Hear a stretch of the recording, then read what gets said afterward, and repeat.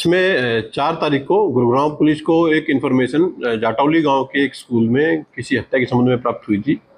Police station से team और crime branch से तथा जो साइंटिफिक इन्वेस्टिगेशन के लिए एफएसएल की टीम है, उनके द्वारा स्पॉट पर जाकर विजिट किया गया और स्कूल के एक टीचर के द्वारा एक रिटन कंप्लेंट पुलिस को फाइल की गई।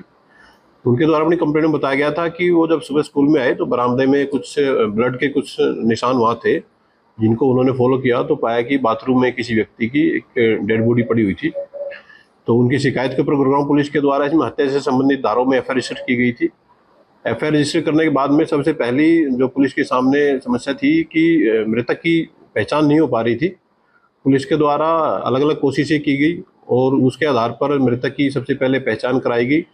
मृतक की पहचान जाटौली गांव के ही एक रेजिडेंट के रूप में हुई, जो कि करीब 20 से 21 वर्षीय युवक था और इसका नाम करण सिंह उर्फ टिंडा था। फर्दर पुलिस के द्वारा इस केस में इन्वेस्टिगेशन करते हुए उसी के 2 दोस्तों को पुलिस के द्वारा गिरफ्तार किया गया है। जो गिरफ्तार किए गए एक्यूज हैं उनकी पहचान आकाश और दूसरा जो एक्यूज है उसकी पहचान शिव कुमार के रूप में हुई है। दोनों की उम्र करीब 21 वर्ष है। दोनों ही युवक जाटौली गाँव के रहने वाले हैं। पुलिस के द्वारा कल इनको अरेस्ट कर लिया गया है और अरेस्टिंग के दौरान इनसे जो फिलहाल तक जो इंटरोगेशन हुई है, इनके द्वारा बताया गया है कि ये जो मृतक था ये शरीर से काफ़ी सुडौल और शक्तिशाली था और ये दोनों ही जो आरोपी हैं ये कमज़ोर आदमी थे शरीर से।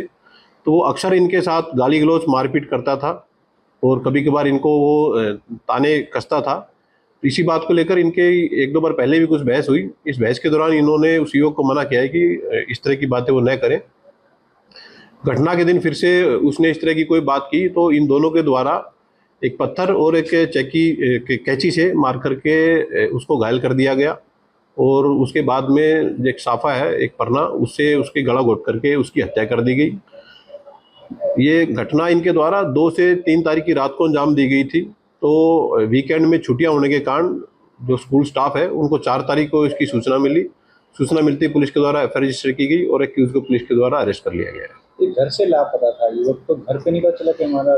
देखिए, पुलिस के द्वारा जो मृतक है उसके बारे में गांव में काफ़ी पता जो ही की गई, लेकिन क्योंकि जो 4 तारीख की सुबह इस इंसिडेंट का पता लगा था और ये इंसिडेंट एक्यूज ने जो बताया है कि 2 से 3 की रात का था, तो उस दौरान 2 दिन में ये बॉडी काफ़ी डिकम्पोज के स्तर पर थी।